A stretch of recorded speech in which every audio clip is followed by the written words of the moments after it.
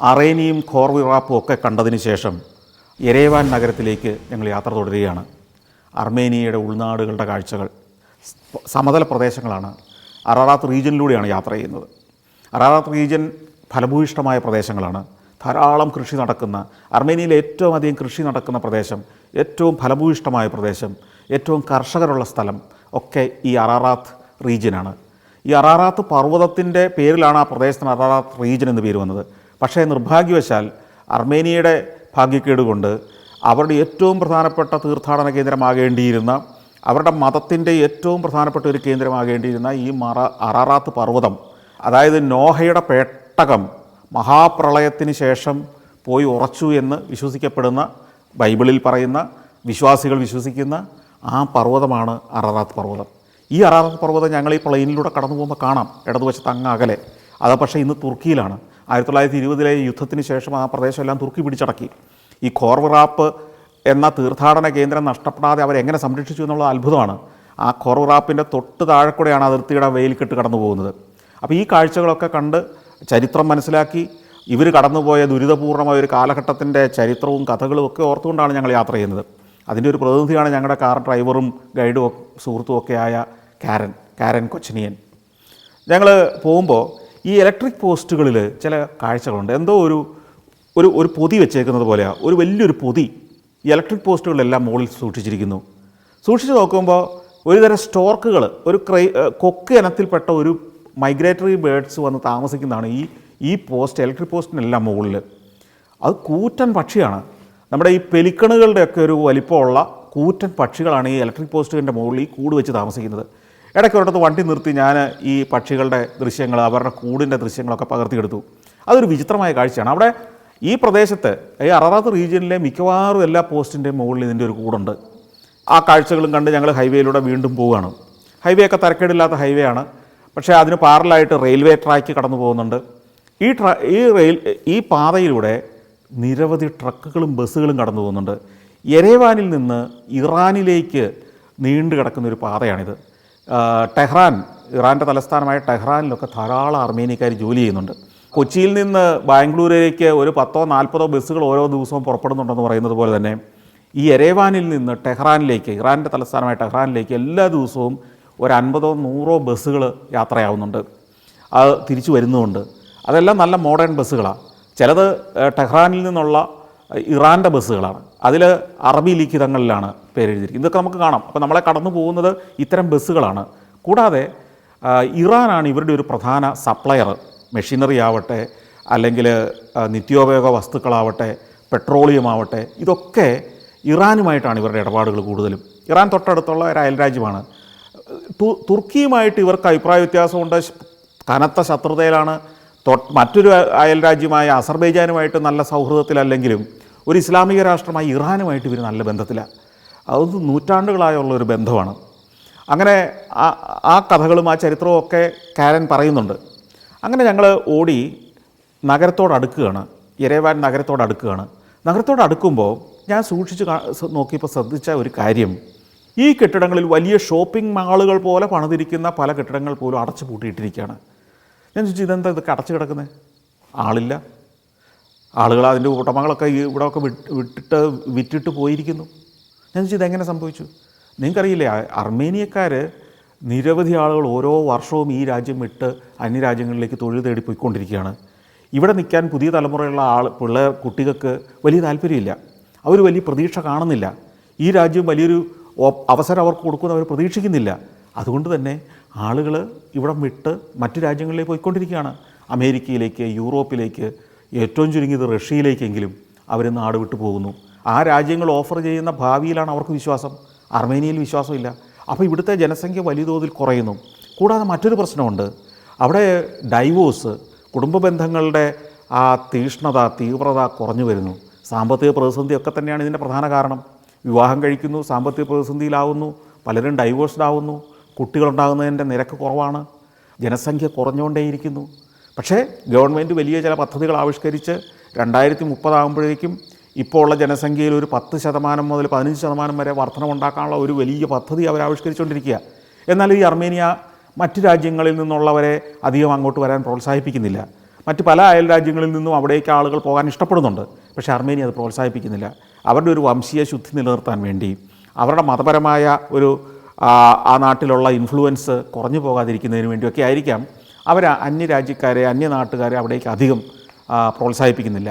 അപ്പോൾ നിരവധി വീടുകൾ മാത്രമല്ല, വ്യവസായശാലകളും കൊമേഴ്ഷ്യൽ ബിൽഡിങ്ങുകളും ഒക്കെ ആളില്ലാതെ അടച്ചുപൂട്ടി തകർന്നു കിടക്കുന്നു. അപ്പോൾ കാറിലിരുന്ന് ഞാൻ ചിന്തിച്ചൊരു കാര്യമുണ്ട്, നമ്മുടെ നാട് നാളെ ഇങ്ങനൊരു പ്രശ്നം അഭിമുഖീകരിക്കില്ലേ? നമുക്കൊരു കൃത്യമായ പദ്ധതിയില്ലെങ്കിൽ. ഓരോ വർഷവും പഠനം പൂർത്തിയാക്കി എത്രയോ ലക്ഷം കുട്ടികളാണ്, ചെറുപ്പക്കാരാണ് കേരളം ഉപേക്ഷിച്ച് അന്യരാജ്യങ്ങളിലേക്ക് പോകുന്നത്. ഗൾഫിലേക്ക് പോകുന്നവർ തിരിച്ചു വരുമായിരിക്കാം, പക്ഷേ അമേരിക്കയിലേക്ക് പോകുന്നവർ, കാനഡയിലേക്ക് പോകുന്നവർ, യൂറോപ്പിലേക്ക് കുടിയേറുന്നവർ, സ്കാൻഡിനേവിയൻ രാജ്യങ്ങളിലേക്ക് പോകുന്നവർ, ഓസ്ട്രേലിയയിലേക്കും ന്യൂസിലാൻഡിലേക്കും സിംഗപ്പൂരിലേക്കും ഒക്കെ പോകുന്നവർ, അവരെന്തെങ്കിലും കേരളത്തിലേക്ക് തിരിച്ചു വരാൻ വേണ്ടിയിട്ടാണോ പോകുന്നത്?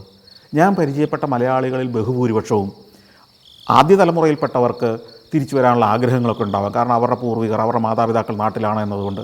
പക്ഷേ അവരുടെ മക്കൾ ഒരു കാരണവശാലും തിരിച്ചു വരാൻ ആഗ്രഹിക്കുന്നില്ല. അവിടെ ജനിച്ചു വളർന്ന കുട്ടികൾക്ക് കേരളത്തോടോ ഇന്ത്യയോടോ യാതൊരു അഭിനിവേശവുമില്ല, ഒരു താല്പര്യവുമില്ല. അവിടുത്തെ ജീവിതം, അവിടെ കൊടുക്കുന്ന സൗകര്യങ്ങൾ, അവിടുത്തെ സ്വാതന്ത്ര്യങ്ങൾ, അവിടുത്തെ സർക്കാർ നൽകുന്ന ഓഫറുകൾ, അവിടുത്തെ ജീവിതത്തെക്കുറിച്ച് അവർ കാണുന്ന സ്വപ്നങ്ങൾ, ഇതൊക്കെ ഒരിക്കലും കേരളത്തിൽ ജീവിക്കുമ്പോൾ കിട്ടാത്തതാണെന്ന് അവർ കരുതുന്നു.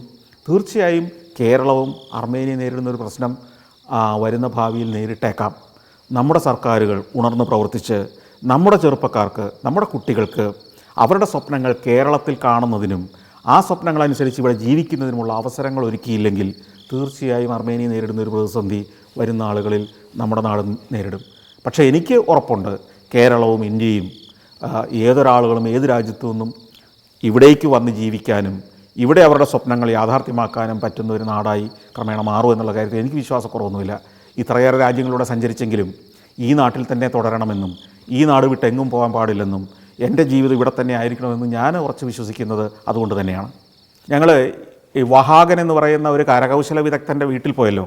അവിടെ അദ്ദേഹം ഉണ്ടാക്കുന്ന ചെറിയ മൺപാത്രങ്ങളും ഭരണികളും അതിലെ ചിത്രപ്പണികളുടെ പണിയും ഒക്കെ കണ്ടു നിൽക്കുമ്പോൾ വെർണിസാഷ് മാർക്കറ്റ് എന്ന് പറയുന്ന ഒരു മാർക്കറ്റ് യെരേവാനിലുണ്ടെന്നും അവിടെയാണ് ഈ ഉപകരണങ്ങളെല്ലാം കൊണ്ടുപോയി വിൽക്കുന്നതെന്നും അവിടെ വെച്ചാണ് ഇതിൻ്റെ കച്ചവടം നടക്കുന്നതെന്നൊക്കെ വഹാഗൻ പറഞ്ഞത് ഞാൻ ഓർക്കുന്നുണ്ട്. അപ്പം അന്നേരം തന്നെ ഞങ്ങൾ തീരുമാനിച്ചിരുന്നു, നമുക്ക് പോകുന്ന വഴിക്ക് ഈ വെർണിസാഷ് മാർക്കറ്റിലൊന്ന് കയറണം. അവിടെ ഈ വഹാഗൻ ഉണ്ടാക്കിയ പോലത്തെ മൺപാത്രങ്ങൾ മാത്രമല്ല, തടി കൊണ്ടുള്ള കരകൗശല വസ്തുക്കൾ, തടിയിൽ കൊത്തിയെടുത്ത നിരവധിയായ ഉപകരണങ്ങൾ, മെറ്റൽ കൊണ്ടുള്ള പല ഉപകരണങ്ങൾ, അതായത് അർമേനിയയുടെ ഗ്രാമങ്ങളിൽ കരകൗശല വിദഗ്ധന്മാരുണ്ടാക്കുന്ന സർവ്വ ഉൽപ്പന്നങ്ങളും വിൽക്കാൻ കൊണ്ടുവന്ന് വയ്ക്കുന്നത് ഈ യെരേവാനിലെ വെർണിസാഷ് മാർക്കറ്റിലാണ്. അതിഗംഭീരമായൊരു മാർക്കറ്റാണെന്നാണ് പറയുന്നത്. അതൊന്ന് കണ്ടിട്ട് തന്നെ കാര്യമെന്ന് വിചാരിച്ച് അതിന് സമീപത്ത് കാർ കൊണ്ട് നിർത്തി. അപ്പോൾ റോഡിൻ്റെ സൈഡിലുള്ള ഒരു പാർക്കിൻ്റെ ഒരു വശത്താണ് കാറിടുക. കുറച്ച് ദൂരം നടന്ന് ഒരു സബ്വേ ഇറങ്ങി ഹൈവേ ക്രോസ് ചെയ്ത് മറുവശത്താണ് ഈ മാർക്കറ്റ്. അപ്പോൾ ഈ സബ്വേയിലേക്ക് ഇറങ്ങുമ്പം ഒരു രസകരമായ കാര്യം എന്താ വെച്ച് കഴിഞ്ഞാൽ, സബ്വേ എന്ന് പറഞ്ഞാൽ ഹൈവേകളെ ക്രോസ് ചെയ്യാൻ ഈ യൂറോപ്യൻ രാജ്യങ്ങളിലും പാശ്ചാത്യ നാടുകളിലും ഒക്കെ എല്ലാ വികസിത നാടുകളിലും ഞാൻ കണ്ടിട്ടുള്ളത് ഈ റോഡിന് മുകളിലേക്ക് ഒരു സ്റ്റെപ്പ് കയറി ഒരു ഓവർ ബ്രിഡ്ജ് ഉണ്ടാക്കി കൊടുത്ത് താഴേക്ക് ഇറക്കുകയല്ല. എല്ലാ സ്ഥലങ്ങളിലും വികസിത നാടുകളിലൊക്കെ ഞാൻ കാണുന്നത് ഒരു സബ്വേ ആണ്. അതായത് ഒരു 8 അടിയോളം താഴേക്ക് ഇറങ്ങിയാൽ, അതായത് മനുഷ്യൻ്റെ തല മുട്ടുന്നതിനേക്കാൾ കുറച്ച് താഴേക്ക് ഇറക്കി കഴിഞ്ഞിട്ട് ഈ ഹൈവേയുടെ അല്ലെങ്കിൽ റോഡിൻ്റെ അടിയിലൂടെ ഒരു തുരങ്കം പോലൊരു പാത. ഈ തുരങ്ക പാതയുടെ 2 വശത്തും ഈ ഭൂമിക്കടിയിൽ തന്നെ നിരവധി കടകളുണ്ടാവും, ഷോപ്പുകളുണ്ടാവും. അവിടെ ചെറിയ ചെറിയ പീടികകൾ മുതൽ കരകൗശല വസ്തുക്കൾ വിൽക്കുന്ന കടകൾ മുതൽ പൂക്കൾ വിൽക്കുന്ന കടകൾ മുതൽ ഇങ്ങനെ നിരവധി സ്ഥാപനങ്ങളുണ്ടാവും. പിന്നെ അതിനകത്ത് തന്നെ ചില ജംഗ്ഷനുകളുണ്ടാകും. നമുക്ക് ഈ സ്ട്രീറ്റിൻ്റെ പല ഭാഗത്തേക്കാണ് കയറേണ്ടതെങ്കിൽ അതൊരു ജംഗ്ഷനാണെങ്കിൽ പല സ്ട്രീറ്റുകളിലേക്ക് കയറാവുന്ന പോലെ ഈ ഭൂമിക്കടിയിൽ തന്നെ മറ്റൊരു ലോകം ഉണ്ടാക്കിയിരിക്കുകയാണ്. ഒരു 8 അടി താഴേക്ക് ഇറങ്ങിയാൽ നമുക്ക് ഈ സബ്വേയിലേക്ക് എത്താം. തിരിച്ച് റോഡിൻ്റെ ഉപരിതലത്തിലേക്ക് കയറാൻ ഒരു 8 അടി കയറിയാൽ മതി. മറ്റേ നമ്മുടെ നാട്ടിൽ ഇപ്പോൾ കോട്ടയത്ത് തന്നെ ഒരു ആകാശപാത എന്ന് പറഞ്ഞൊരു ആശയം വന്നപ്പോൾ തന്നെ ഞാൻ പറഞ്ഞിരുന്നു, ലോകത്തെ ഏറ്റവും വലിയ മണ്ടത്തരങ്ങളിലൊന്നായിരിക്കും അത്. നമ്മുടെ കൊച്ചിയിലെ ബൈപ്പാസിനും ഹൈവേയിലും ഒക്കെ കാണാം ഇങ്ങനെ ഓവർ ബ്രിഡ്ജുകൾ. അതായത് ഇതിന് കുറുകെ ഞാൻ ഇന്നേ വരെ പോയിട്ട് ഒരു മനുഷ്യൻ അതിനെ ക്രോസ് ചെയ്യുന്നത് ഞാൻ കണ്ടിട്ടില്ല. അതിങ്ങനെ പണിത് ഒരു സ്മാരകം പോലെ നിൽക്കുന്നുണ്ടെന്നുള്ളതല്ലാതെ ഏതാണ്ട് 20 അടി 25 അടി മുകളിലേക്ക് നടന്നു കയറണം ഒരു മനുഷ്യൻ. ഒരു മനുഷ്യനും ജീവിതത്തിൽ ഇഷ്ടമില്ലാത്ത കാര്യം സ്റ്റെപ്പ്, പ്രത്യേകിച്ച് 10-20 അടി ഉയരത്തിലേക്ക് ഒരു സ്റ്റെപ്പ് നടന്നു കയറാൻ ആർക്കും ഇഷ്ടമല്ല. എന്നാൽ സ്റ്റെപ്പ് താഴേക്ക് ഇറങ്ങാനാണ് ആളുകൾക്ക് ഇഷ്ടമാണ്, അത്ര ബുദ്ധിമുട്ടില്ല. അതുകൊണ്ട് തന്നെയാണ് സബ്വേ ഇത്തരം രാജ്യങ്ങൾ ഉണ്ടാക്കുന്നത്. മാത്രമല്ല 20 അടി 25 അടി ഉയരത്തിലേക്ക് പോകണം മുകളിൽ കൂടി ആണെങ്കിൽ, കാരണം ഹൈറ്റുള്ള വാഹനങ്ങൾക്ക് അടിയിൽ കൂടെ കടന്നു പോകാനുള്ള സൗകര്യം വേണം. എന്നാൽ താഴേക്ക് ഇറങ്ങുമ്പോൾ നടന്നു പോകുന്ന മനുഷ്യൻ്റെ തലമുട്ടാത്ത അത്ര ഉയരം മതി അതിന്. അതുകൊണ്ട് തന്നെ വളരെ താഴെ, ഒരു 8 അടി കൂടുതൽ താഴേക്ക് ഇറക്കേണ്ടതില്ല. അപ്പം 25 അടി മുകളിലേക്ക് കയറുന്നതാണോ 8 അടി താഴേക്ക് ഇറങ്ങുന്നതാണോ മനുഷ്യൻ ക്രോസ് ചെയ്യാൻ സൗകര്യം? അതുകൊണ്ടാണ് എറണാകുളത്തെ ബൈപ്പാസിലൊക്കെ പലയിടത്തും ഇത്തരം ആകാശ ഗോവണികൾ സ്ഥാപിച്ച് ഓവർ ബ്രിഡ്ജുകൾ പണിത് വെച്ചിട്ട് അതിൽ മനുഷ്യൻ കയറാത്തത്. മനുഷ്യൻ അതിൻ്റെ ചുവട്ടിൽ നിന്നിട്ട് വാഹനങ്ങൾ പോയി കഴിഞ്ഞ ഇടവേളകളിൽ റോഡിൽ ഓടിക്കടക്കാനാണ് ഇഷ്ടപ്പെടുന്നത്.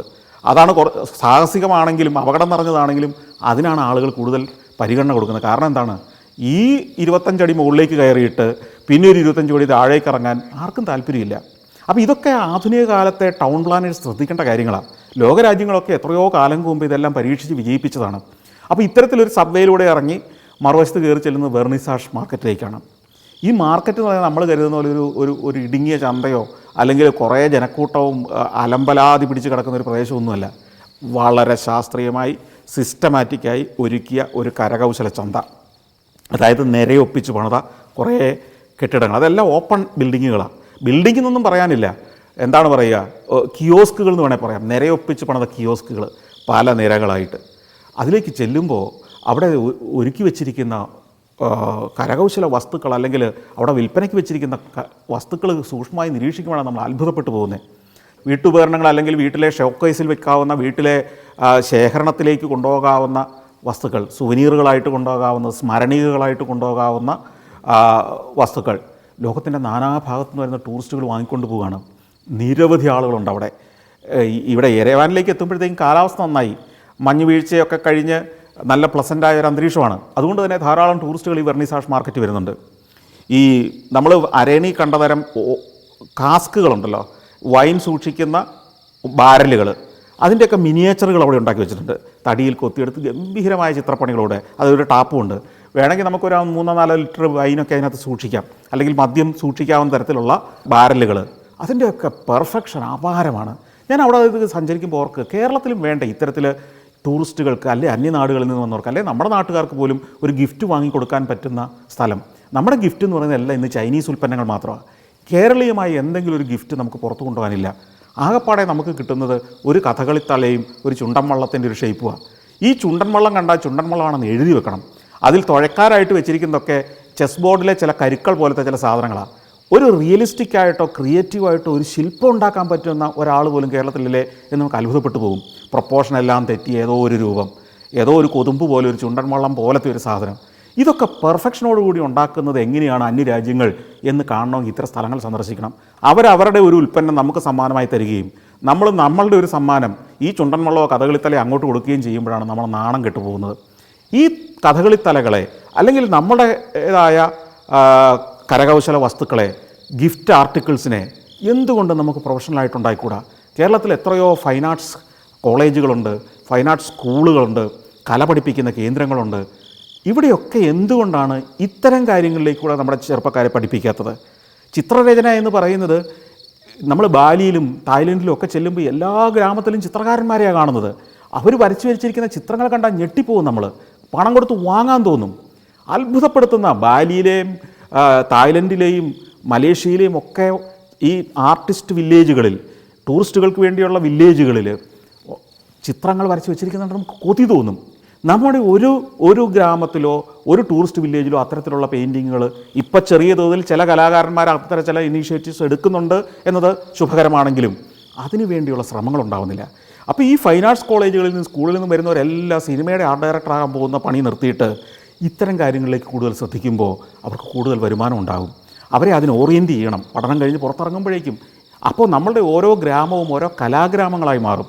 അവിടെ ആറന്മുള കണ്ണാടി എന്ന് പറയുന്ന ഒരൊറ്റ ഡിസൈൻ മാത്രമല്ലാതെ അതിൻ്റെ എന്തെല്ലാം വൈവിധ്യങ്ങൾ നമുക്ക് കൊണ്ടുവരാൻ കഴിയും, എങ്ങനെ അതിനെ കൂടുതൽ വിപുലീകരിക്കാൻ കഴിയും, എങ്ങനെ കൂടുതൽ വിപണി സാധ്യത അതിന് കണ്ടെത്താൻ കഴിയും. അതുപോലെ നമുക്ക് വികസിപ്പിച്ചെടുക്കാവുന്ന കേരളീയമായ എന്തെല്ലാമുണ്ട്. തായ്ലൻഡിലാണെങ്കിൽ നമ്മൾ ചെന്നാൽ ട്രഡീഷണൽ തായ് ഭവനങ്ങൾ നമുക്ക് വേണ്ടി അവിടെ പണിത് വെച്ചിട്ടുണ്ട്. നമുക്ക് അതായത് ഒരു ബെഡ്റൂമും ഒരു ടോയ്ലറ്റും അല്ലെങ്കിൽ ഒരു ബെഡ്റൂം മാത്രമുള്ളത്, 2 ബെഡ്റൂം മാത്രമുള്ളതായ തടി കൊണ്ട് പണിത അതീവ പെർഫെക്ഷനോടൊരു പണിത വീടുകൾ അവിടെയുണ്ട്. നമുക്കത് പോയി ഇഷ്ടപ്പെട്ടാൽ അവരത് ഡിസ്മാൻറ്റിൽ ചെയ്ത് പാക്ക് ചെയ്ത് നമ്മുടെ നാട്ടിലേക്ക് അയച്ചു തരും. ഇതെങ്ങനെ നാട്ടിൽ അസംബിൾ ചെയ്യണമെന്നുള്ള കാറ്റലോഗും കൂടെ ഉൾപ്പെടെ. ഇത് യഥാർത്ഥത്തിൽ സംഭവിക്കുന്ന കാര്യങ്ങളാണ്. അപ്പോൾ കേരളീയമായ തച്ചുശാസ്ത്രപ്രകാരമുള്ള ഒരു തെക്കിനി അല്ലെങ്കിൽ ഒരു വീട് നമുക്ക് ഒരു വിദേശിക്ക് വാങ്ങിക്കൊണ്ട് പോകാനുള്ള സൗകര്യം ഒരുക്കിക്കൂടെ? ചുണ്ടൻ വള്ളം നമുക്ക് ഇവർക്ക് അതിൻ്റെ ചെറിയ രൂപങ്ങൾ, യഥാർത്ഥ ചുണ്ടൻ വള്ളത്തിൻ്റെ ഒരു 5-6 പേർക്ക് ഇരിക്കാവുന്ന രൂപങ്ങൾ നമുക്കുണ്ടാക്കി വിറ്റുകൂടെ? അല്ലെങ്കിൽ നമ്മുടെ കളിയോടങ്ങൾ, അല്ലെങ്കിൽ ചുരുളൻ വള്ളങ്ങൾ, ഇത്തരത്തിലുള്ള കേരളീയമായ ട്രഡീഷണലായ സാധനങ്ങളൊക്കെ എങ്ങനെ നമുക്ക് അന്യരാജ്യങ്ങളിൽ വിപണനം നടത്താം? വീടുകൾ പോലും തായ്ലൻഡിൽ നിന്ന് കേരളത്തിൽ കൊണ്ടുവന്ന് വെച്ച ആളുകളെ എനിക്കറിയാം. ധാരാളം ആളുകളുണ്ട് അവിടെ നിന്ന് വാങ്ങി ഇവിടെ കൊണ്ടുവന്ന് പുനഃസൃഷ്ടിച്ച ആളുകൾ. അപ്പോൾ ടൂറിസത്തിൻ്റെ സാധ്യതകളെ ഇത്തരത്തിലുള്ള കരകൗശല വസ്തുക്കളുടെ വിപണി വിപുലീകരിച്ചുകൊണ്ടും അതിലൂടെ വരുമാനം നേടിക്കൊണ്ടും നമുക്ക് വളർത്താവുന്നതേ ഉള്ളൂ. അതിനുള്ള വീക്ഷണം നമുക്ക് പലപ്പോഴും ഉണ്ടാകുന്നില്ല എന്നുള്ളതാണ് ദുഃഖകരമായ കാര്യം. ആ കാഴ്ചകളൊക്കെ ചിത്രീകരിച്ച് വീണ്ടും ഞങ്ങൾ എരേവാൻ നഗരത്തിലേക്ക് എത്തി. എരേവാൻ നഗരത്തിലേക്ക് എത്തുമ്പോൾ ഞങ്ങൾ ആദ്യം പോകുന്നത് അവിടുത്തെ ഒരു ബ്ലൂ മോസ്കിലേക്കാണ്. ബ്ലൂ മോസ്ക് ഞാൻ കഴിഞ്ഞ ദിവസം എരേവാനിൽ വന്നപ്പോൾ തന്നെ കണ്ടിരുന്നു.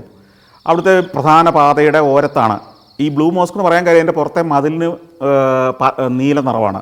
നീല നിറം എന്ന് പറഞ്ഞാൽ നീല പോഴ്സലിൻ പാത്രങ്ങളോ പോഴ്സലിൻ ടൈലുകൾ ഒട്ടിച്ച ഒരു ഭാഗമാണ്. അത് കടന്ന് അപ്പോൾ വണ്ടി പാർക്ക് ചെയ്യാവുന്ന എവിടേക്കോ കാരൻ കാറുമായിട്ട് പോയി. ഞങ്ങൾ ഈ മതിൽ കടന്ന്, ഞാനും അമ്പുരാജയും കൂടെ ഈ മതിൽ കടന്ന് ഈ മോസ്കിൻ്റെ ഉള്ളിലേക്ക് നടന്നു. സ്റ്റെപ്സ് ഇറങ്ങി താഴേക്ക് ചെല്ലണം. താഴേക്ക് ചെല്ലുമ്പോൾ വലിയൊരു, ഈ നഗരത്തിൻ്റെ ഹൃദയത്തിലാണെങ്കിലും വലിയൊരു ക്യാമ്പസാണ്. അതിൻ്റെ ഒത്ത മധ്യത്തിൽ മോസ്കുണ്ട്. അതിന് ചുറ്റും ഇറാനിയൻ ശൈലിയിൽ പണിത കുറേ കെട്ടിടങ്ങൾ, അതായത് കെട്ടിടമെന്ന് പറയത്തില്ല, കവർ ചെയ്ത മണ്ഡപങ്ങൾ എന്ന് വേണേൽ പറയാം. അതിനുള്ളിലൊക്കെ അവിടെ ഈ ദിവസങ്ങളിലും കരകൗശല വസ്തുക്കൾ വിൽക്കുന്നുണ്ട്. മതപരമായ ഗ്രന്ഥങ്ങളും മതപരമായ ഭക്തവസ്തുക്കളും ഒക്കെ വിൽക്കുന്നുണ്ട്. കൂടാതെ അവരുടെ ഇറാനിയൻ കൾച്ചറിൻ്റെ പല വിശദീകരണങ്ങൾ നൽകുന്ന ചില കേന്ദ്രങ്ങൾ അവിടെയുണ്ട്. ഇറാനിയൻ പ്രോഡക്റ്റുകൾ വിൽക്കുന്ന സ്ഥാപനങ്ങളുണ്ട്. ശരിക്കും ഈ ബ്ലൂ മോസ്ക് ഒരു ഇറാനിയൻ മോസ്കാണ്. ഇറാനിയൻ കാലഘട്ടത്തിൽ 1768 പണിതൊരു മോസ്കാണത്. അക്കാലത്ത് ഇവിടെ ഇറാൻ്റെ അധീനതയിലായിരുന്നു. അങ്ങനെയാണ് ഇറാനിയൻ മോസ്ക് അവിടെ ഉണ്ടാകാൻ കാര്യം. ഈ മോസ്കിൻ്റെ അകത്തെന്തോ പണി നടക്കുകയായതുകൊണ്ട് മോസ്കിനകത്തേക്ക് കയറാൻ പറ്റില്ല. അതെല്ലാം മറച്ച് കെട്ടി അതിനകത്തുനിന്ന് വലിയ ശബ്ദമൊക്കെ കേൾക്കാം. എന്തോ പുനരുദ്ധാരണ പ്രവർത്തനങ്ങൾ നടക്കുകയാണ്. സോവിയറ്റ് കാലത്തൊക്കെ ഈ മോസ്ക് മൊത്തമായിട്ട് അടച്ചുപൂട്ടിയിട്ടിരിക്കുന്നത്, അവിടെ ആരാധനയോ ഒന്നും ഉണ്ടായിരുന്നില്ല. പക്ഷേ ഇപ്പോൾ അവിടെ ആരാധന നടക്കുന്നുണ്ട്. ഇറാനുമായിട്ട് അർമേനിയക്ക് നല്ല ബന്ധമായതുകൊണ്ട് മാത്രമാണ് എനിക്ക് തോന്നുന്നത് എരേവാനിൽ അങ്ങനെ ഒരു മോസ്ക് സംരക്ഷിക്കപ്പെടുന്നത്. അവിടെ നിന്ന് പുറത്തിറങ്ങി അടുത്തതായിട്ട് ഞങ്ങൾ തമന്യാൻ പാർക്ക് എന്ന് പറഞ്ഞൊരു പാർക്കിലേക്കാണ് പോകുന്നത്. അതായത് ഇനി ഞങ്ങൾ നടന്നു കാണേണ്ട എരേവാൻ്റെ ഞങ്ങൾ ഇതുവരെ കാണാത്ത പ്രൗഢമായ തെരുവുകളിലൂടെ ജീവിതത്തിലൂടെ ഒക്കെ നടക്കാനാണ് തീരുമാനം. അപ്പോൾ തമന്യാൻ പാർക്കിലേക്ക് വണ്ടി വിടാൻ പറഞ്ഞു. അപ്പോൾ ഈ തമന്യാൻ പാർക്ക് എന്ന് പറയുന്നത് സത്യത്തിൽ അതിമനോഹരമായൊരു സ്ഥലമാണ്. അതായത് ഈ അർമേനിയ ഞാൻ നേരത്തെ പറഞ്ഞ പ്രതിസന്ധികളിലെല്ലാം ഉഴലുന്നൊരു രാജ്യമാണ്. വലിയ പ്രശ്നങ്ങളുണ്ട്. അവിടുത്തെ പുതിയ തലമുറയ്ക്കൊന്നും ഈ രാജ്യത്ത് നിൽക്കണമെന്ന് പോലുമില്ല. എങ്കിലും അവിടെയുള്ള അർമേനിയക്കാർ എത്ര ഗംഭീരമായാണ് അവരുടെ നഗരത്തെ, എരേവാൻ എന്നൊരു നഗരത്തെ സംരക്ഷിക്കുന്നത്, അതിനെ മനോഹരമായി രൂപകൽപ്പന ചെയ്തിരിക്കുന്നതെന്നുള്ള ഏറ്റവും നല്ല ഉദാഹരണമാണ് ഈ തമന്യാൻ പാർക്ക്. പാർക്ക് എന്നൊക്കെ പറയുമ്പോൾ നമ്മുടെ മനസ്സിലേക്ക് കുറേ മരങ്ങളും കുറേ പുൽമേടുകളുമാണ്. ഇതൊന്നുമല്ല, അങ്ങനെ ഒരു പേരുണ്ടെന്നേ ഉള്ളൂ. നഗരത്തിൻ്റെ ഹൃദയത്തിലെ വലിയൊരു സ്ക്വയർ എന്ന് വേണേൽ പറയാം. ഒരു ചത്വരം, ഒരു ഓപ്പൺ സ്പേസ്, കെട്ടിടങ്ങളില്ലാത്ത സ്ഥലം. അതിൻ്റെ ഓരങ്ങളിൽ കൽബെഞ്ചുകൾ പണിതിട്ടിരിക്കുന്നു, ശില്പങ്ങൾ സ്ഥാപിച്ചിരിക്കുന്നു. നിരവധി ശില്പങ്ങൾ നിരയൊപ്പിച്ച് ഈ സ്ക്വയറിന് നടുക്കൂടെ കാണാം. മണ്ഡപങ്ങളുണ്ട്, തട്ടുകൾ തിരിച്ച് കല്ലുകൊണ്ട് തന്നെ പണിതിട്ടിരിക്കുന്ന മനോഹരമായ പ്രദേശം. ഫൗണ്ടനുകളുണ്ട്, പല പല പ്രശസ്തരായ കലാകാരന്മാർ നിർമ്മിച്ച ശില്പങ്ങൾ ഓരങ്ങളിലുണ്ട്. ഇതങ്ങ് എത്തി നിൽക്കുന്നത് അങ്ങകലെ ഒരു മലയുടെ ചോട്ടിലേക്കാണ്. ഈ മല എന്ന് പറയുന്നത് നമ്മൾ നേരത്തെ കണ്ട മദർ അർമേനിയ പ്രതിമ നിൽക്കുന്ന ആ മല, അതായത് വിക്ടറി പാർക്ക് തുടങ്ങുന്ന, വിക്ടറി പാർക്ക് ഇരിക്കുന്ന ആ മലയുണ്ടല്ലോ, അതിൻ്റെ മുകളിൽ നിന്നാണ് ഈ പാർക്ക് ആരംഭിക്കുന്നത്. അതായത് അവിടെ നിന്ന് തട്ടുകൾ പോലെ ഒരു കാസ്കേഡ് എന്നാണ് അറിയപ്പെടുന്നത്. തട്ടുകൾ തിരിച്ച് തട്ടുകൾ സ്റ്റെപ്പുകൾ പോലെ ഈ മലയുടെ താഴ്വാരം വരെ ഒരു സ്റ്റെപ്പ് പണിതിട്ടിരിക്കുന്നു. അതായത് ഒരു മലയെ ഒരു നഗരത്തിൻ്റെ ഭാഗമാക്കി, നഗരത്തിലെ ഒരു കലാരൂപമാക്കി മാറ്റിയിരിക്കുന്നു. അതിൻ്റെ താഴ്വാരത്തെത്തിക്കഴിയുമ്പോൾ കല്ല് വിരിച്ച മനോഹരമായ സ്ക്വയറിൻ്റെ ഓരങ്ങളിൽ തീർച്ചയായിട്ടും അതിൻ്റെ രണ്ടതിരിലും കെട്ടിടങ്ങളുണ്ട്. ആ കെട്ടിടങ്ങളുടെ താഴെ നിലകൾ മുഴുവൻ കോഫി ഷോപ്പുകളും റെസ്റ്റോറൻറ്റുകളും ഒക്കെയാണ്. ആ വരാന്തകളിൽ, ആ കെട്ടിടങ്ങളുടെ വരാന്തകളിൽ ആളുകൾ നിരന്നിരുന്ന് ഭക്ഷണം കഴിക്കുന്ന നിരവധി റെസ്റ്റോറൻറ്റുകൾ. രാത്രിയായി കഴിഞ്ഞാൽ അവിടെ ഒരു കസേര പോലും ഒഴിവില്ലാത്ത പോലെ ആളുകൾ വന്നിരിക്കും. ഞങ്ങൾ ഈ ചെല്ലുമ്പോഴത്തേക്ക് ഒരു 4 മണി കഴിഞ്ഞതുകൊണ്ട് ആളുകൾ വന്നു തുടങ്ങിയിട്ടേ ഉള്ളൂ. കമിതാക്കൾ, കൂട്ടുകാർ, പ്രണയികൾ ഒക്കെ ഇങ്ങനെ വന്ന് സ്ഥാനം പിടിക്കുന്നു. സുഹൃത്തുക്കളുടെ സംഘങ്ങൾ ഒക്കെ, ചിലർ ഗിത്താറുമായിട്ട് വരുന്നു, ചിലർ സംഗീതോപകരണങ്ങളുമായിട്ട് വരുന്നു, ചിലർ ഉറക്ക പാട്ട് പാടുന്നു. ഗംഭീരമായൊരു ആംബിയൻസ്. എല്ലാ ദുഃഖങ്ങളും അർമേനിയക്കാർ മറക്കുന്നത് ഇവിടെ ഈ വഴിയോരങ്ങളിൽ വന്നിരുന്നിട്ടാണെന്ന് എനിക്ക് തോന്നി. നാളെയെക്കുറിച്ച് പുതിയ സ്വപ്നങ്ങൾ കാണുന്നത്, ആശയങ്ങൾ പങ്കുവയ്ക്കുന്നത്, ഭരണത്തിൻ്റെ പരാജയത്തെ മറികടക്കുന്നത്, അതിൻ്റെ വേദനകളെല്ലാം കുറച്ച് നേരത്തേക്കെങ്കിലും വിസ്മരിക്കുന്നത് ഈ സ്ക്വയറിലൂടെ കാമുകിയുടെ കൈപിടിച്ച് നടക്കുമ്പോഴും വഴിയോരത്തെ റെസ്റ്റോറൻറ്റുകളിലിരുന്ന് കഥ പറഞ്ഞ് പൊട്ടിച്ചിരിക്കുമ്പോഴും ഒക്കെയാണെന്ന് എനിക്ക് തോന്നി.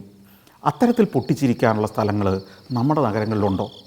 ഇത്തരത്തിൽ ആശയങ്ങൾ പങ്കുവയ്ക്കാനുള്ള സ്ഥലങ്ങൾ, ഇത്തരത്തിൽ ഒത്തുചേരാനുള്ള സ്ഥലങ്ങൾ, ഇത്തരത്തിൽ പരസ്പരം സ്നേഹിക്കാനുള്ള സ്ഥലങ്ങൾ നമ്മുടെ നഗരങ്ങളിൽ അപൂർവമാണ്. അത്തരം സ്ക്വയറുകൾ, ഒത്തുചേരൽ കേന്ദ്രങ്ങൾ യൂറോപ്പിലും ഇത്തരം നാടുകളിലും എല്ലാം, പ്രധാന നഗരങ്ങളിലെല്ലാം ഉണ്ട്. ഭക്ഷണ വൈവിധ്യത്തിൻ്റെ റെസ്റ്റോറൻറ്റുകൾ, ആകർഷകങ്ങളായ കലാരൂപങ്ങൾ അവതരിപ്പിക്കുന്ന വഴിയോരങ്ങൾ, അതൊക്കെ കണ്ട് നടക്കുകയാണ്. ഇടയ്ക്ക് മെയിൻ സ്ട്രീറ്റൊക്കെ ഇതിനെ ക്രോസ് ചെയ്ത് പോകുന്നുണ്ട്. പക്ഷേ അവിടെയും ഈ മെയിൻ സ്ട്രീറ്റിൽ ഈ സ്ക്വയറിൽ നിന്ന് ഈ സ്ക്വയറിൻ്റെ അടുത്ത ഭാഗത്തേക്ക്, ഈ സ്ട്രീറ്റിൻ്റെ മറുഭാഗത്തേക്ക് കടക്കാൻ ആരെങ്കിലും വന്ന് നിൽക്കുന്നുണ്ടെങ്കിൽ വാഹനങ്ങളെല്ലാം അവിടെ നിർത്തി കൊടുക്കണം. അതാണ് അവിടുത്തെ രീതി. അവർ വണ്ടി വന്ന് നിർത്തിത്തരും. നമ്മൾ കടന്നു കഴിയുമ്പോൾ വാഹനങ്ങൾ കടന്നു പോകും. ആരും ഹോൺ അടിക്കുന്നില്ല, കടന്നു പോടാ എന്ന് പറയുന്നില്ല കാറിലിരുന്നു കൊണ്ട്. അവർ ക്ഷമയോടെ, കാരണം ഈ പാത നടക്കുന്നവൻ്റേതാണെന്നാണ് അവരൊക്കെ വിശ്വസിക്കുന്നത്. കാറുമായി ഇറങ്ങിയവൻ്റേതല്ല പാത, നടക്കുന്നവനാണ് പ്രയോറിറ്റി. ആ നടക്കുന്നവൻ അവശത കൂടിയുള്ളവനാണെങ്കിൽ അവനെ ഇറങ്ങിച്ചെന്ന് കൈപിടിച്ച് തെരുവ് കടത്തിവിടുന്ന ആളുകളെയാണ് നമ്മൾ ഇത്തരം നാടുകളിലൊക്കെ കാണുന്നത്. ആ സംസ്കാരത്തിലേക്കൊക്കെ നമ്മൾ എന്ന് വളരുമെന്ന് എനിക്ക് അത്ഭുതമാണ്. ഈ തമന്യാൻ പാർക്കിനെ കടന്ന് നമ്മൾ പിന്നെ വീണ്ടും ഫ്രീഡം സ്ക്വയർ എന്ന് പറയുന്ന ഒരു സ്ക്വയർ, ഈ ഫ്രീഡം സ്ക്വയറിൻ്റെ നടുക്ക് തന്നെയാണ് ഓപ്പറ ഹൗസ് ഇരിക്കുന്നത്. അതുകൊണ്ട് തന്നെ ഓപ്പറ സ്ക്വയർ എന്ന് അതിനൊരു പേരുണ്ട്. ഈ ഓപ്പറ ഹൗസിൻ്റെ വശത്തുകൂടെ നടന്ന് നമ്മളതിൻ്റെ മുൻഭാഗത്തെത്തി തിരിഞ്ഞു നോക്കുമ്പോഴാണ് അതിൻ്റെ മുൻഭാഗം എത്ര ആഠ്യത്വം നിറഞ്ഞതും പ്രൗഢഗംഭീരമാണെന്ന് നമുക്ക് മനസ്സിലാവുന്നത്. അതിഗംഭീരമായൊരു നിർമ്മിതിയാണ് ഓപ്പറ ഹൗസ്. ഈ ഓപ്പറ ഹൗസിൻ്റെ മുന്നിലെ മൈതാനം ഫ്രീഡം സ്ക്വയർ എന്നറിയപ്പെടുന്ന ആ വലിയൊരു സ്ക്വയർ, അതും കല്ല് വിരിച്ചതാണ്, നല്ല ചെത്തിയെടുത്ത ഗ്രാനൈറ്റ് പാളികൾ വിരിച്ച സ്ക്വയർ. അതിൻ്റെ ഓരങ്ങളിൽ പ്രൗഢഗംഭീരങ്ങളായ ശില്പങ്ങൾ, ചിലയിടത്ത് അവരുടെ രാഷ്ട്രതന്ത്രജ്ഞന്മാരുടെ പ്രതിമകൾ, അതൊക്കെ അതിഗംഭീരന്മാരായ ആളുകളുടെ ഗാംഭീര്യമാർന്ന പ്രതിമകളാണ്. അതിൻ്റെ കൽപ്പടവുകളിൽ ആ കുട്ടികൾ വന്നിരിക്കുന്നു, അവർ കഥകൾ പറഞ്ഞിരിക്കുന്നു, വിശേഷങ്ങൾ പങ്കുവയ്ക്കുന്നു, വെറുതെ നടന്നു പോകുന്നവരുണ്ട്. ഇവിടെയൊക്കെ വൈകുന്നേരം ആകുമ്പോഴത്തേക്കും ജനപ്രളയമാകും. പിന്നെ വീണ്ടും നമ്മൾ പല സ്ട്രീറ്റുകളും കടന്നാ പോകുന്നതെങ്കിലും ഈ സ്ക്വയർ ഇങ്ങനെ അങ്ങ് നീണ്ടു കിടക്കുകയാണ്. നടക്കാൻ മാത്രമുള്ള ഭാഗം അതിമനോഹരമായി ഡിസൈൻ ചെയ്തത്. രണ്ടു വശത്തെയും കെട്ടിടങ്ങൾ പോലും ഈ സ്ക്വയറിന് അഭിമുഖമായി ഒരു പ്രത്യേക ഡിസൈനിൽ രൂപപ്പെടുത്തിയതാണ് നമുക്ക് തോന്നും. അങ്ങനെ നടന്ന് നമ്മൾ നോർത്തേൺ അവന്യൂ എന്ന് പറയുന്ന ഭാഗത്തേക്ക് എത്തുന്നു. ഇത് നേരെ അങ്ങ് ചെല്ലുന്ന നോർത്തേൺ അവന്യൂയിലേക്കാണ് ചെല്ലുന്നത്. ഈ നോർത്തേൺ അവന്യൂ എന്ന് പറയുന്നത് 2002 ശേഷം നിർമ്മാണം ആരംഭിക്കുകയും പണി പൂർത്തിയാകുകയും ചെയ്തൊരു ഭാഗമാണ്. 1924 തന്നെ നോർത്തേൺ അവന്യൂ എന്ന് പറയുന്ന ഒരു പ്രൗഢമായ രാജപാത, അതിഗംഭീരമായ ആഠ്യത്വം നിറഞ്ഞൊരു രാജപാത, ആളുകൾക്ക് നടന്നു പോകാൻ മാത്രം പറ്റുന്ന കല്ല് വിരിച്ച സുന്ദരമായ പ്രൗഢഗംഭീരമായൊരു രാജപാത വേണമെന്ന് അവർ തീരുമാനിച്ചിരുന്നു. പക്ഷേ പിന്നീട് സോവിയറ്റ് യൂണിയൻ്റെ ഭാഗമായി 1990കളുടെ ആദ്യമാണ് സ്വാതന്ത്ര്യം കിട്ടുന്നത്, അവരതിൽ നിന്ന് വേർപെടുന്നത്. പിന്നീട് 2002 ആയപ്പോഴേക്കാണ് ഒരു മാസ്റ്റർ പ്ലാൻ ഉണ്ടാക്കി ഈ പ്രദേശം നോർത്തേൺ അവന്യൂ എന്ന പേരിൽ ഈ ഫ്രീഡം സ്ക്വയർ മുതൽ അങ്ങ് നീണ്ടു കിടക്കുന്ന മറ്റൊരു ഭാഗത്തെ ഒരു 1/2 കിലോമീറ്റർ നീളത്തിലുള്ള ഒരു സ്ക്വയർ രൂപപ്പെടുത്താൻ തീരുമാനിച്ചത്. നോർത്തേൺ അവന്യൂ, ഒരു അവന്യൂ പോലെ നല്ല വീതിയിൽ 500 മീറ്റർ നീളത്തിലുള്ള ഒരു വലിയ പ്രൊമനേഡ് എന്ന് വേണേൽ പറയാം. അതിൻ്റെ രണ്ട് വശത്തും ഇത് സർക്കാർ പണം കൊടുത്തിങ്ങ് വാങ്ങുമായിരുന്നു ഈ സ്ഥലം. അവിടെയൊക്കെ പഴഞ്ചൻ കെട്ടിടങ്ങളും വൃത്തികെട്ട കെട്ടിടങ്ങളും ആസൂത്രണമില്ലാതെ പണിത കെട്ടിടങ്ങളുമായിരുന്നു. അതെല്ലാം പണം കൊടുത്ത് വാങ്ങിയിട്ട് ഇടിച്ച് പൊളിച്ച് കളഞ്ഞു. എന്നിട്ട് ഒരു പ്രൈവറ്റ് കമ്പനിയോട് പറഞ്ഞു, നിങ്ങളിതിനെ ഞങ്ങൾ തരുന്ന ഡിസൈനിൽ രൂപപ്പെടുത്തണം. രണ്ട് വശത്തും ആഡംബര ഹോട്ടലുകളാവാം, ഷോപ്പുകളാവാം, വലിയ മാളുകളാവാം, എന്തുവാകാം. പക്ഷേ അതിൻ്റെ കളർ സ്കീം ഇന്നതായിരിക്കണം, അതിൻ്റെ ഡിസൈൻ ഇന്നതായിരിക്കണം. ഗംഭീരന്മാരായ ആർക്കിടെക്റ്റുകൾ ആ ഡിസൈൻ അങ്ങ് രൂപപ്പെടുത്തി കൊടുത്തു. അത് മൊത്തമായി നിങ്ങൾക്ക് ഡെവലപ്പ് ചെയ്യാം. എന്നിട്ട് ഈ പ്രൊമനേഡിൻ്റെ, ഈ നോർത്തേൺ അവന്യൂ എന്ന് പറയുന്ന അവന്യൂവിൻ്റെ 100 മീറ്റർ വീതി 500 മീറ്റർ നീളത്തിലും കിടക്കുന്ന ഈ അവന്യൂവിൻ്റെ ഭൂമിയുടെ അടിഭാഗം നിങ്ങൾക്ക് എടുക്കാം. ഭൂമിക്ക് അടിയിൽ നിങ്ങൾക്ക് മാളുകളോ സൂപ്പർ മാർക്കറ്റുകളോ തുണിക്കടകളോ എന്തും പണിയാം. കൂറ്റനൊരു മാള് അവർ പണിതു. അത് നമ്മൾ അറിയുന്നത് ഈ നോർത്തേൺ അവന്യൂ എന്ന് പറയുന്ന ഈ വലിയ മൈതാനം, കൽമൈതാനം, അതിഗംഭീരമായ പ്രൗഢമായ പ്രൊമനേഡ്, അതിൽ ഇടയ്ക്കിടയ്ക്ക് മുകളിലേക്ക് ഒരു എസ്കലേറ്റർ കയറി വരുന്നുണ്ട് ഇതിൻ്റെ മധ്യത്തിൽ.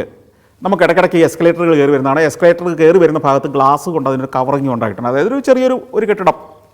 നമ്മൾ ആ എസ്കലേറ്റർ ഇറങ്ങി താഴേക്ക് ചെന്നാൽ ഈ മാളിനകത്തേക്ക്, അതായത് ഭൂമിയുടെ അടിയിൽ അതിവിസ്തൃതമായൊരു ലോകം, അതായത് ഭൂമിയുടെ വശങ്ങളിൽ ഇടുങ്ങിയ കെട്ടിടങ്ങളായി ഉണ്ടായിരുന്ന കച്ചവട പീടികകളെല്ലാം പ്രൊഫഷണലായി ഭൂമിക്കടിയിലെ ഒരു ഗംഭീര മാളിലേക്ക് മാറ്റിയിരിക്കുന്നു. ഇതിലൂടെ നടക്കുമ്പോൾ എൻ്റെ മനസ്സിലേക്ക് ഒരു ചിന്ത പോയി. നമുക്ക് കേരളം നേരിടുന്ന പ്രശ്നം അടിസ്ഥാന സൗകര്യ വികസനത്തിന് പണമില്ല എന്നുള്ളതാണ്. അതിന് നമ്മൾ കടം വാങ്ങി കൂട്ടിക്കൊണ്ടേയിരിക്കുകയാണ്. നമ്മളുടെ ഹൈവേകളുടെ, നമ്മുടെ പ്രധാന പട്ടണങ്ങളിലെ രാജപാതകളുടെ മണ്ണിനടിയിലുള്ള ഭാഗം വിറ്റുകൂടെ? നമ്മുടെ നാട്ടിലെ തന്നെ ഇൻവെസ്റ്റേഴ്സിന് വിറ്റുകൂടെ? അല്ലെങ്കിൽ അതിന് മണ്ണിലും ആകാശത്തിലുള്ള ഭാഗം, ഇപ്പോൾ കൊച്ചിയിലൂടെ നടക്കുമ്പോൾ ബാനർജി റോഡിലൂടെയാണ്, എം ജി റോഡിലൂടെയാണ് സഞ്ചരിക്കുമ്പോൾ നമുക്കറിയാം നമ്മുടെ തലയ്ക്ക് മുകളിൽ എത്രയോ മെട്രോ സ്റ്റേഷനുകളാണ്, താഴത്തെ ഗതാഗതത്തെ ഒന്നും ബാധിക്കാതെ അതിന് മുകളിലൂടെ കടന്നു പോകുന്നു. അതിന് മുകളിൽ എത്രയോ മെട്രോ സ്റ്റേഷനുകളുണ്ട്, എത്രയോ സ്ക്വയർ ഫീറ്റുള്ള കെട്ടിടങ്ങളാണ്.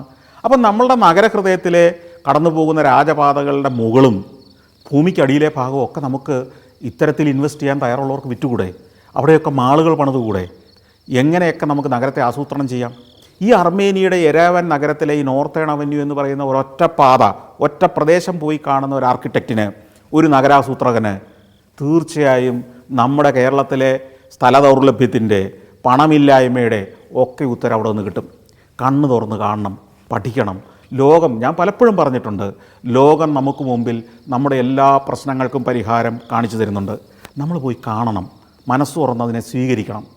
നമ്മളെക്കാൾ പ്രശ്നങ്ങൾ നേരിട്ടവരാണ്, നമ്മളെക്കാൾ പ്രതിസന്ധി നേരിട്ടവരാണ് ലോകത്തിലെ ബഹുഭൂരിപക്ഷം രാജ്യങ്ങളും.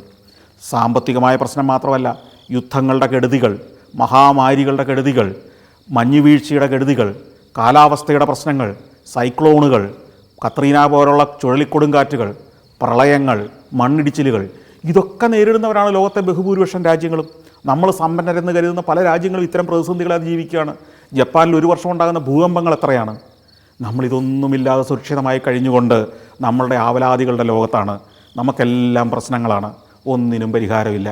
ലോകത്ത് നിന്ന്, ഈ അർമേനിയയിൽ നിന്ന് പോലും നമുക്ക് എന്തെല്ലാം പഠിക്കാനുണ്ടെന്നുള്ള ചിന്തയോടെയാണ് ഞാൻ അർമേനിയൻ യാത്രകൾ അവസാനിപ്പിക്കുന്നത്. ഈ നോർത്തേൺ അവന്യൂയിലുള്ള നോർത്തേൺ അവന്യൂ ഹോട്ടൽ എന്ന് പറയുന്ന ഇതിൻ്റെ ഓരത്ത് തന്നെ ഏതാണ്ട് ഈ കെട്ടിടങ്ങളുടെ എല്ലാ രൂപഭാഗങ്ങളോട് ചേർന്ന് നിൽക്കുന്ന ഒരു ഗംഭീരമായ ഒരു 5 സ്റ്റാർ ഹോട്ടലുണ്ട്. അവിടെയായിരുന്നു അന്ന് രാത്രിയിലെ താമസം. രാത്രി താമസിക്കുന്നു എന്ന് പറഞ്ഞാൽ രാത്രി വൈകുവോളം ഈ നോർത്തേൺ അവന്യൂയിലൂടെ, ഈ ഫ്രീഡം സ്ക്വയറിലൂടെ ഒക്കെ ഞാനും അമ്പുരാജിയും കാരനും ചേർന്ന് ചുറ്റി നടന്നു, ഭക്ഷണം കഴിച്ചു, ജീവിതം കണ്ടു, ആസ്വദിച്ചു. അവരെങ്ങനെയാണ് ജീവിതത്തെ ആസ്വദിക്കുന്നതെന്ന് കണ്ട് മനസ്സിലാക്കി. അർമേനിയയിലെ യെരേവാനിലെ ഒരു ദരിദ്രൻ പോലും വൈകുന്നേരമാകുമ്പോൾ അവൻ്റെ കുഞ്ഞുങ്ങളെയും ഭാര്യയെയും കൂട്ടിക്കൊണ്ട് ഈ ഫ്രീഡം സ്ക്വയറിലൂടെ, ഈ നോർത്തേൺ അവന്യൂയിലൂടെ 2 മണിക്കൂറൊന്ന് ചുറ്റി നടക്കും. 5 പൈസ ചിലവില്ലാത്ത ഒരാഹ്ലാദം. ഇതിലൂടെ നടന്ന് ഈ കാഴ്ചകൾ കണ്ട് അവിടുത്തെ വഴിയോര കച്ചവടക്കാരിൽ നിന്നൊരു ഐസ്ക്രീമോ എന്തെങ്കിലും നട്ട്സോ വാങ്ങി കഴിച്ചുകൊണ്ട്, കഥ പറഞ്ഞുകൊണ്ട്, സ്നേഹിച്ചുകൊണ്ട് നടക്കുന്ന ജീവിതങ്ങൾ. ഇത്തരം ജീവിതങ്ങളാണ് ഈ പ്രതിസന്ധികളെ അതിജീവിച്ച് മുന്നോട്ട് പോകാൻ എനിക്കും പ്രേരണ നൽകുന്നത്. ആ രാത്രി നോർത്തേൺ അവന്യൂ ഹോട്ടലിൽ ചെലവഴിച്ചു. പിറ്റേന്ന് രാവിലെ മടക്കയാത്രയ്ക്ക് നേരമായി. അമ്പുരാജ ഡൽഹിയിലേക്കുള്ള ഫ്ലൈറ്റിലും ഞാൻ ഷാർജ വഴി കൊച്ചിയിലേക്കുള്ള ഫ്ലൈറ്റിനും വേണ്ടി യെരേവാനിലെ ഇൻ്റർനാഷണൽ എയർപോർട്ടിലേക്ക് യാത്രയായി. കാരൻ എയർപോർട്ട് വരെ ഞങ്ങളെ അനുഗമിച്ചു. അവിടെ വെച്ച് ഒരാലിംഗനത്തോടെ ഞങ്ങൾ ഇവിടെ പറഞ്ഞു.